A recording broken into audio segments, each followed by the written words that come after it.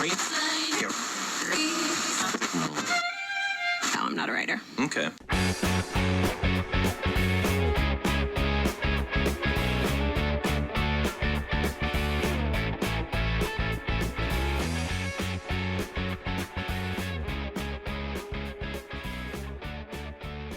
Welcome to episode 1 of the STRS podcast. It's the 11th of April. I'm Captain Vermicelli, and I'm joined here by co-host Spectre Mage. We're committing ourselves to try and build a bigger community here in World of Warships, and we feel that the more players who participate, the better it is for all of us. So hopefully we'll provide some entertainment, some in-depth analysis, the occasional saltiness from Spectre Mage, but occasionally from myself, and get some great guests on from the World of Warships community. This week, we were fortunate enough to have the crew from the Supremacy League sit down with us. Make sure you check out that interview. There were simply too many great things to include in this podcast, and it really deserved its own broadcast. If you've got any feedback, art, sound effects, or you want to promote your own community sites, just shoot us an email at shoottheredships.com and check out all the media sites we have. With all that being said, let's get to it. We'll pick up a conversation we actually started before the show. Well, as we were just talking about the toy boats for the April Fool's thing and getting those really hard to get flags. I mean, Clear Skies is almost impossible to get now, but that's about the only reason I played the baby boats is to get the AA flag. How about you? Yeah, pretty much. AA flag and the ramming flag and the secondaries flag. Although the secondary flag is a lot easier to get nowadays. It's within the realm of possibility. But for the most part, yeah, Clear Skies flag. I think part of that was the change to the way secondaries work, or at least with some of the talents, I find. At least definitely on the Japanese battleships for sure. Oh yeah, for sure. That and like the targets. Just any ship that's just bristling with secondaries. Which is to say virtually no US battleships. Yeah, you got to get wicked close. Even on the Montana, it's what, like 6.5K, I think? Yes, it's 6K base, but that's like nothing compared to like the Yamato is what, like 7K base? Yeah, and I find you're taking the 2 tier 4 skills on the Montana for AA usually. At least I find most players are, if they even play Montanas anymore. Yeah. Pretty rare sight. Although, I mean, some people are able to make it work. Well, I mean, since they changed the Clear Sky flags, how many have you gotten in the new construct? None. None. Yeah, I none. I don't play CVs a lot. I'm up to the tier 8 level on both, but I mean, even on a good day when you're really pounding it out, trying to get 50 and half, including all the fighters and spotting planes. I mean, if you took out the fighters and spotting planes, maybe raising to 50 is a good number, or maybe even a little higher. But outside of that, yeah. I mean, some people don't even launch their planes. I would definitely say that it needs to get changed. Like 50% of like the carriers' planes. It's pointless to include the catapult launch fighters. Oftentimes a lot of ships go down with most of their complement with them. That those are just planes that as a carrier you're never gonna see. Well, I mean, how long do you think they spent trying to put together this April Fool's map in these ships? I mean, I don't have a real good feel for how hard that is, but it kind of seems like we're crying out for a lot of other things, and that may or may not have taken a lot of effort to do. You think they give it to the interns or something? I don't know if they give it to the interns. I would say probably a couple days worth of effort in general. If you look at the map, the bathtub map, I mean, the most time-consuming thing would have to be the art assets, the reskins. But the map itself, it's very reminiscent of the islands map for like the tier 1 map. So probably not a lot of map design went into that. And for the boats themselves, I mean, they're quite literally just clones of each other with like a reskin. So it's quite literally just one ship multiplied by 4, colored 4 different times. Don't get me wrong, I enjoyed it, but it became a grind because of the flag with it, so I didn't go in to have fun and just screw around once in a while and play a couple games. It was play the Japanese one, play the US one, play the Japanese one, get your 10K and YOLO get killed, right? Just trying to get those super hard to get flags. I mean, I will say the novelty wore out in a real big hurry. And did you see Yeah. any German or Russian boats? Because I know I didn't really play those a lot. I didn't play them a lot, but I did see some Russian boats float around. Uh, as it turns out, because of the nose-mounted torpedo launcher, the speed boost thing is actually really, really good at chasing down people. Try to run away from you, either because just more of you than them or something. But you just chain boost up to them, and then they're so close that they can't dodge your torpedoes anymore. Although I guess on the flip side, there were quite a few Krakens that you were able to get because a lot of people were just going in and getting their 10K. And I didn't go in and confirm it, but we were talking to somebody in TeamSpeak the other day, and they were saying that even even friendly fire damage counts towards your 10K damage. Do you know if that was true or Really? not? I have no idea. Fortunately, I don't know if that's true or not. But I did not encounter it during my time playing the bathtub boats. Thankfully. And what was the total duration of that? Was it 2 weeks that it went on? I think Uh, it ended today, it right? it ended. Yeah, April 11th. It started Friday, April 1st. Although I think it actually technically started the 4 p.m. Pacific Standard Time on Thursday, 31st of March actually. So it's run for about a week and a half almost. Would you have rather seen a different April Fools or I don't know, map or style or something? Um, Maybe I will say I feel like they may have lost out on the opportunity there to really try out some radical ideas that maybe they are a little bit afraid of putting into live game. Like for instance, a lot of players have clamored for manual controllable secondaries. Some people have also mentioned that they would have a lot of the low tier battleships, technically speaking, had underwater torpedo launchers. Both of these things, Wargaming has said, "Oh, we've tried it in the past; it doesn't work out." I feel like April Fools would have been like a really great time to have thrown that into the game, for shits and giggles, but also just to sort of gauge, if the community's attitudes towards certain things have changed or not. Well, Uh, that's but fair. I mean, that kind of goes in the same vein. Is that what you kind of feel they're doing with, European servers getting tier 8 for the team battles, and they're trying? It still feels very beta, or do you think that's driven by something different? I honestly think the Europeans getting tier 8 in team battles is a function of population. Maybe they feel that the European server is has more people and therefore has more tier 8s floating around and can support the population. I haven't looked at the numbers, I haven't done any research, but that's my first guess. I see no other rational reason why they would limit only the NA server to tier 6s. Does the Russian Uh, servers get tier 8? I haven't looked yeah, lately. I think the Russians get tier 8 as well. Man, well, I mean, maybe I have a different concept of it because you come from some other games that used to play competitively that were much larger, but it feels like the population's fairly small, at least compared to what I never played World of Tanks. I don't know if you did, but my I impression haven't of touched that either. was so. I mean, at some point, like, do they think this is gonna grow? I've seen a lot of ads on TV and stuff yet, but I think a while ago there's a Q&A that one of the Russian developers answered on the Russian forums that got translated to English. And what the translated post basically said was that Wargaming had offered thousands of World Tank players a huge sum of free credits and experience to come over to World of Warships, but only a few hundred of those players took them up on that offer. well, so I think that's probably a function of they would transfer over, but what would they be playing for? There's nothing other than a personal stat and a grind right now to play for. I mean, we don't have ladders. There's no. I mean, even the team battles. If you look at how that rolled out on the first week, I think it was there wasn't even a ladder to kind of compare where you stacked up. And I know at least for our own team, we started out pretty hard, and then when we realized, hey, the novelty's kind of wearing off here, it just kind of everyone just kind of stopped playing it, and so you kind of see the rise of the things like the Super League. Supremacy League. Sorry, not the Right. Super League, the Supremacy League. It's. Yeah. I mean, not offering any incentives for team battles is, definitely a bit of an oversight.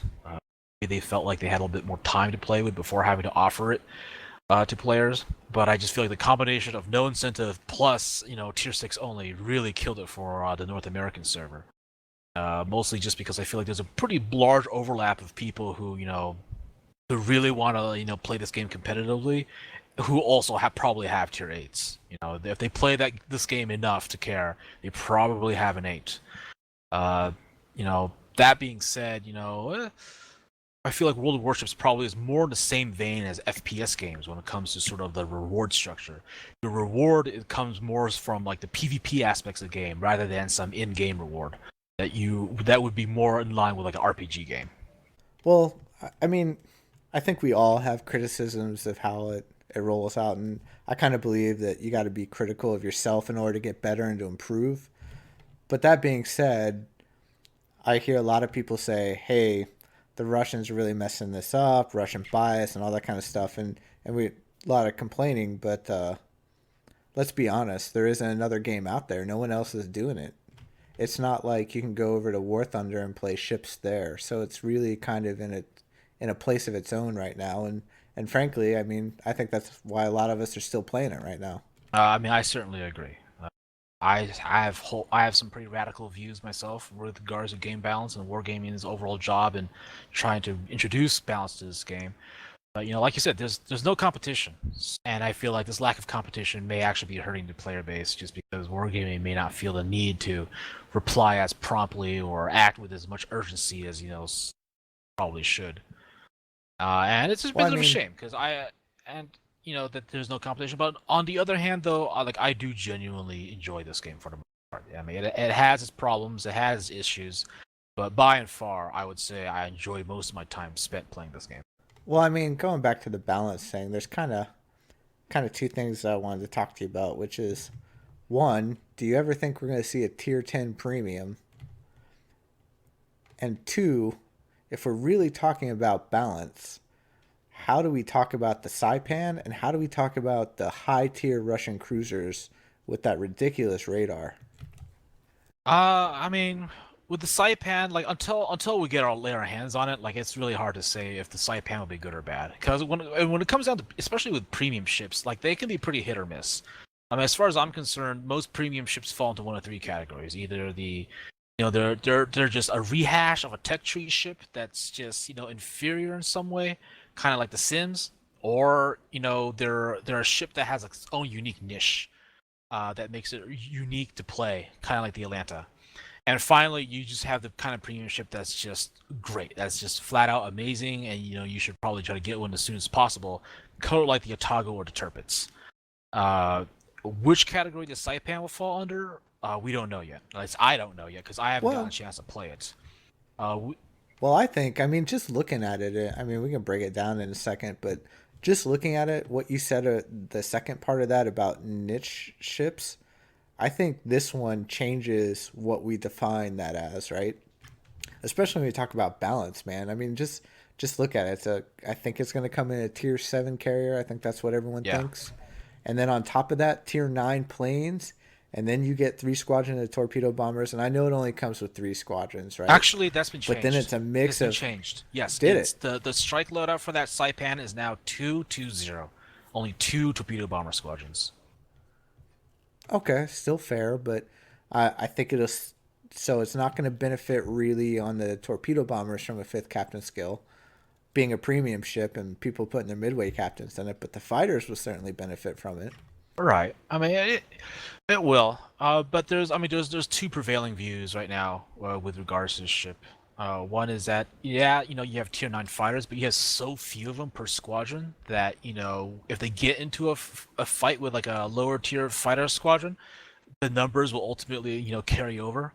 And I mean, with the way that anti-air works, it's a very RNG process. Like if you lose literally just a plane off of a 3-plane squadron, you've just lost a third of your firepower, and that is a very serious detriment to the Saipan to have such small squadrons.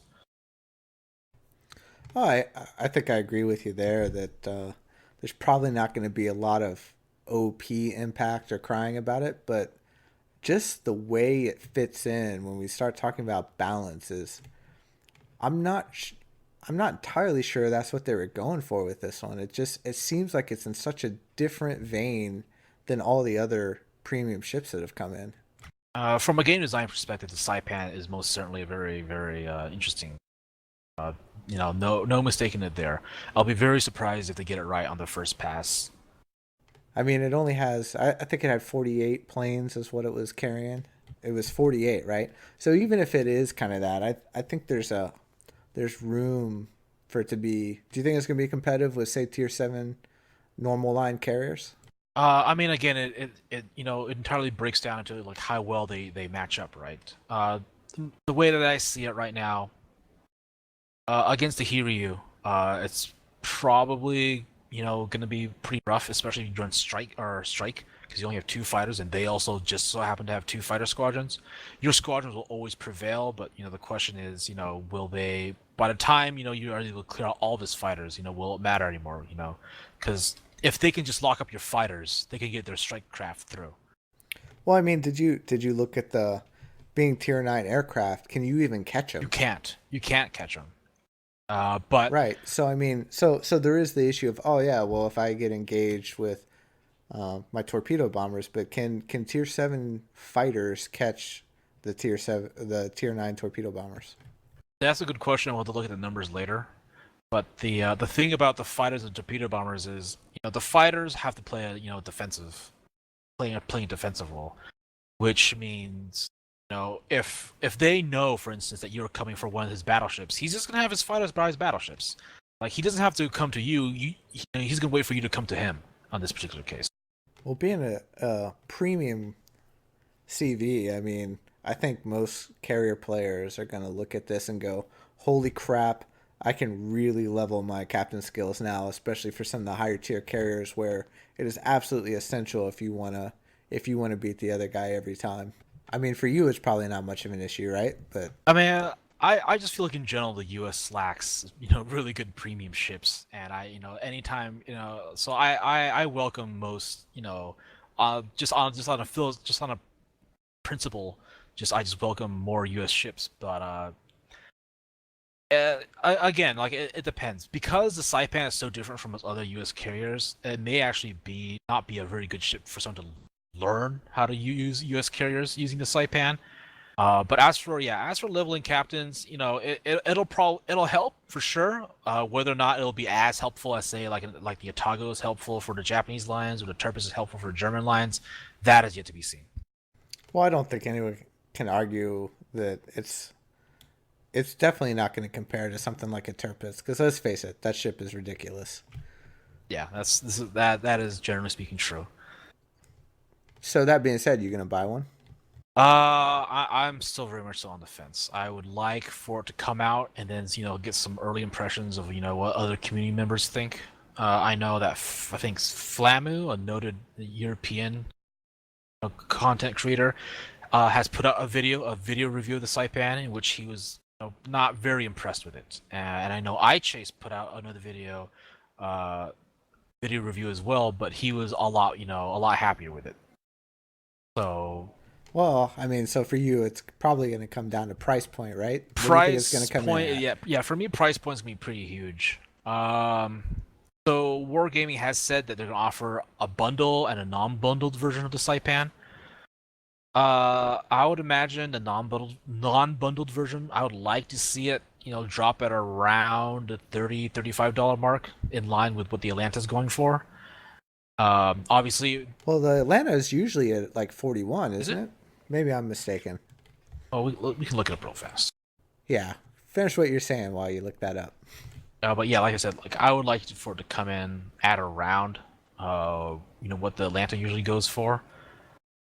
So I've Oh I've yeah, seen it's both sides of 41. the Yeah. fence. There's been a lot of, yeah, that's usually what it goes for. Occasionally it's discounted, but back to the Saipan. I've seen a lot of hate and a lot of pros and arguments over about, hey, why give a premium carrier when it's just going to encourage or incentivize people who don't play carriers to buy it, and then they're going to ruin the battle, and it's just going to wreck the game, right?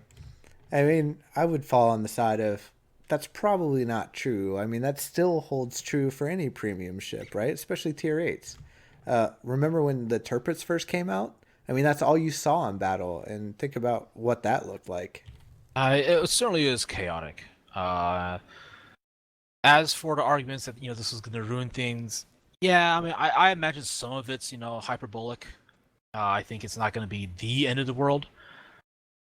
But one could argue because of the way that carriers are limited to at most two per team, having a bad carrier, will have a bit more of an impact than say having a bad Turpus on your team. But I don't think it's going to be the apocalypse. Yeah, I don't. I think there'll be a lot of crying about it, Oh but in yeah, the end, probably not that huge of an impact, especially coming in at tier 7 and the way it's so weird. So that kind of goes back into that. Well, that leads us to the next one, right? So they're putting in a premium CV for the U.S. I'm sure the Japanese line's gonna be like, "Where's my CV? We're not already OP enough. Where is it?" But if we walk it back to what, two major patches ago, maybe three, and the change to carriers, everyone said, "Oh God, no more carriers. We're gonna have no more carriers in this, right? Carriers are dead." And then about, I don't know, a week or two before the patch hit, I saw nothing but CVs, and now you can't get into a match without CVs. I don't know about that. Mostly two. I don't know about that.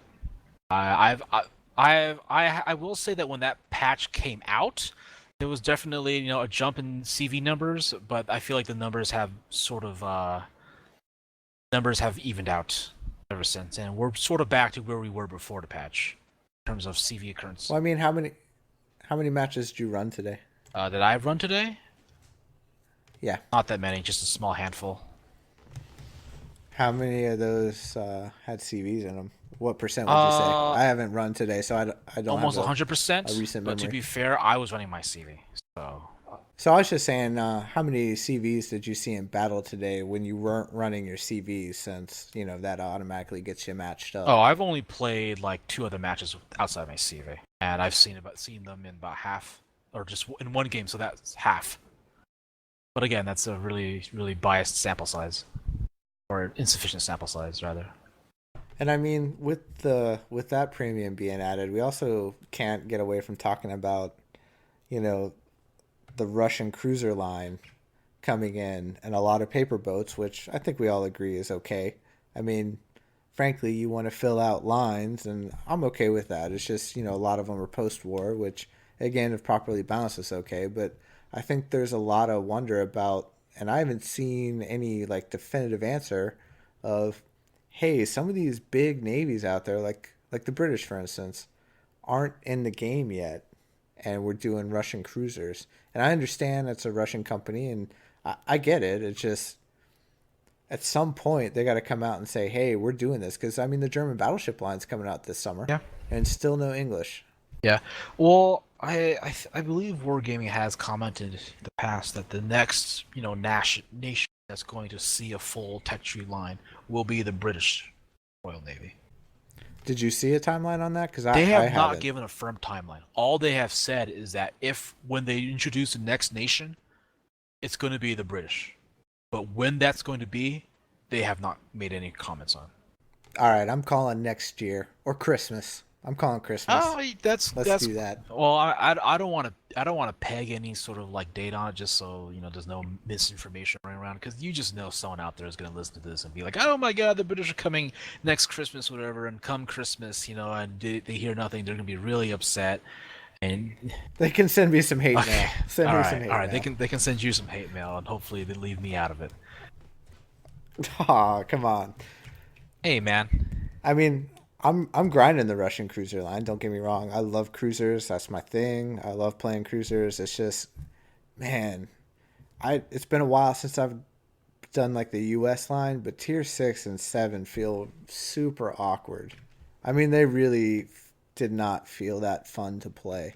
I mean, that's just sort of the thing where some of us who play a lot of high tier ships, like it feels really awkward going back down the tiers because the ships just feel less capable.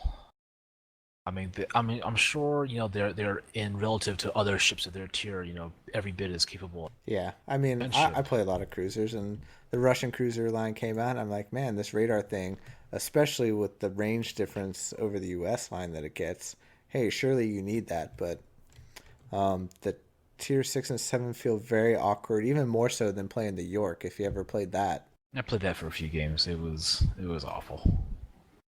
Was that pre or post turret fix? Pre-turret fix. Yeah, I think I rocked it a lot in ranked battles early on, and that kind of got through it some. It took some finesse, that's for sure. You definitely had to take the turret module. Yeah, it was pretty horrible. It was virtually unbearable. Not to mention there was a huge difference, right? And I think there still is a huge difference in shelf life times for HE and AP. So that was very awkward. Well, the high tier battles I've been playing lately, I would think, and I think a lot of people thought that having, that radar would really kind of tone down some of the high tier destroyer stuff. But I haven't really seen that to be the case. Have you? No, not really. And as many people have speculated, the radar change it doesn't. So I feel like a lot of people, for most people, the complaint against high tier destroyers have been their torpedo walls, and this is mostly a product of IJN destroyers. And the radar, I mean, it has occasionally helped. Sometimes you run into a careless Fubuki or what have you, and as he's trying to run away, you pop radar and keep him in visual range. But the most harm that I've seen has been to U.S. and Russian destroyers, because now, for them, using your smoke offensively is now a potential death sentence. Because as a cruiser, you see him smoke up, you let him get a little comfortable, let him think he's safe, and then when your guns are loaded, you pop radar, and then he's dead in a matter of a few moments as ship salvos come in and make him turn his ship into Swiss cheese. I think the one exception is the Tier 8 Russian cruiser. I kind of thought at first it would replace the Kutsov because it doesn't have radar, but to be honest, I still prefer that one. I mean, it's got better AA. It feels a better ship. It definitely maneuvers better. And you can't beat that AA, man. Even high tier carriers hate that. I mean, I guess I haven't played the Chapayev myself, so I can't speak to any experience. But just looking at like the ship itself, I mean, it boils down to yeah, what would you rather have, radar or smoke? Would you? And Well, that and it turns worse than a North Carolina. yeah, I'm told that for a lot of high tier Russian cruisers, that's a huge minus. That their maneuverability is just garbage. Let's see. Yeah, and you're still rocking the small guns. I think they're Yeah, there's still still the was it the 152s. 152s, right? Yes, it is. But so yeah, I mean, I I guess mean, I mean it's what kind of trade off are you willing to make? How badly do you want radar versus smoke and AA?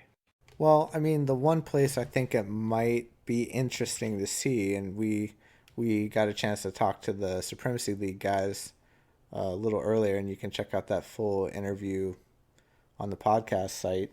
But do you think there's a place for that cruiser in the league battles? The Chapayev? Yeah. I mean, it's hard to say. Honestly, off the top of my head, I would say no, just because whatever pros and cons that Chapayev may have, it's highly unlikely it'll be able to unseat the Yatago. It may give the Mikhail like a bit of run for its money, and in that particular case, it might be useful just for teams that want that radar. Well, I mean, you were around last season, and I know you haven't gotten a chance to get in the opening weekend this season because you had stuff going on. But um, cruisers in that kind of format against a highly coordinated team, especially the battleships who are like, get the soft target. It feels like they're in a really bad survivable place, tier 8 and up.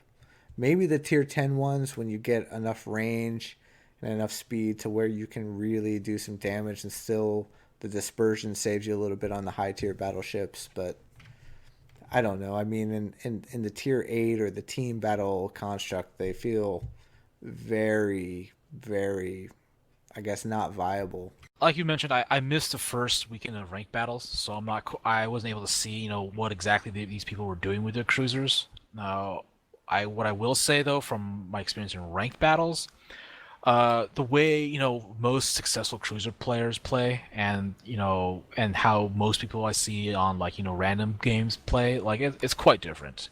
You have to understand that when you're underneath battleship guns, your concealment is what's going to ultimately save you, and your ability to use your rudder to wag left and right to avoid incoming shell fire.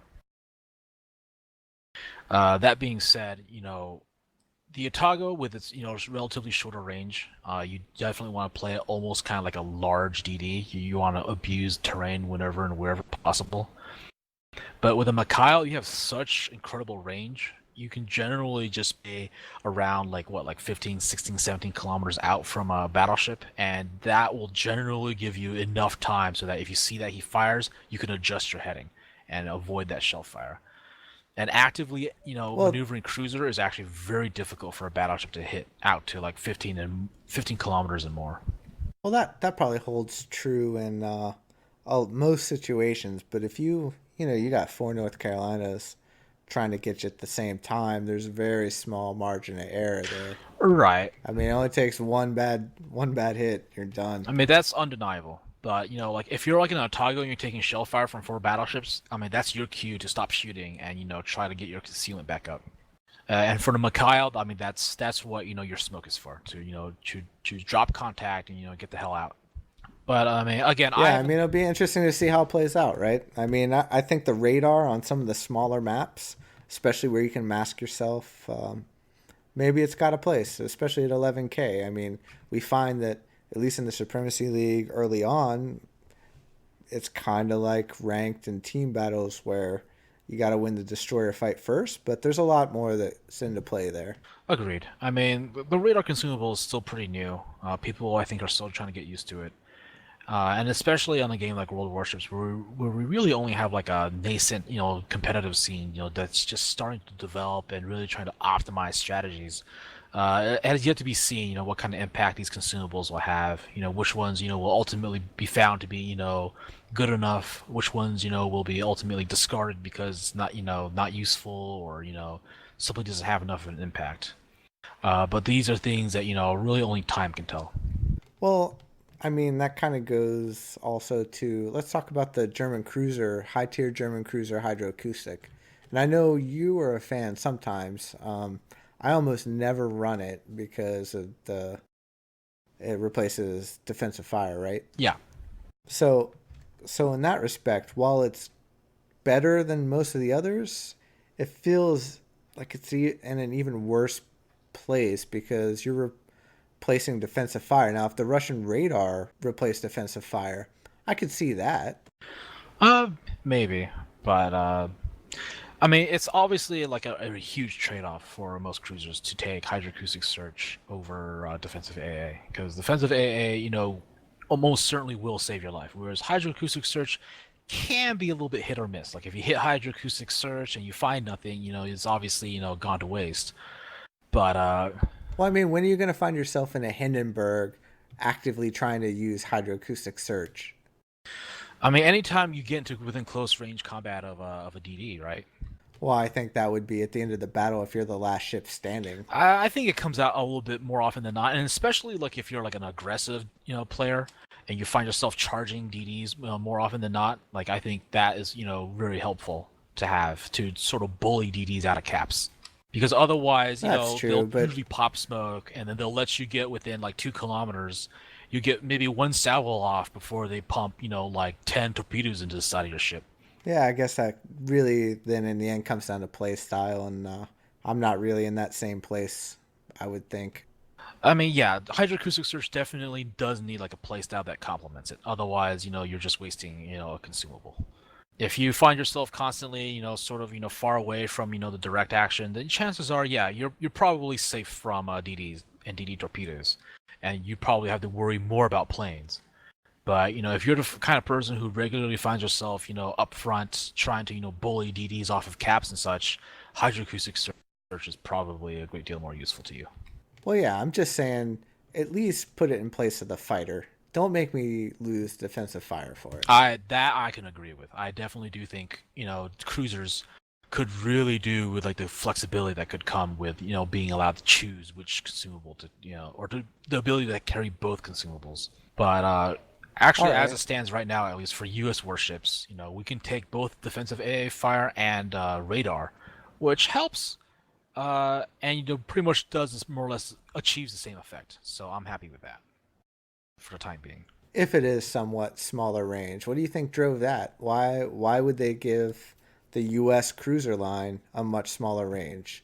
I could kind of see it on the Des Moines, but I mean on the Baltimore and the New Orleans, really? I'd have to check to double check to make sure, but if I recall correctly, most of the high tier Russian cruisers that have radar are like designs from like the 1950s or something like that. Whereas for the U.S., only the Des Moines can even come close to that kind of time period.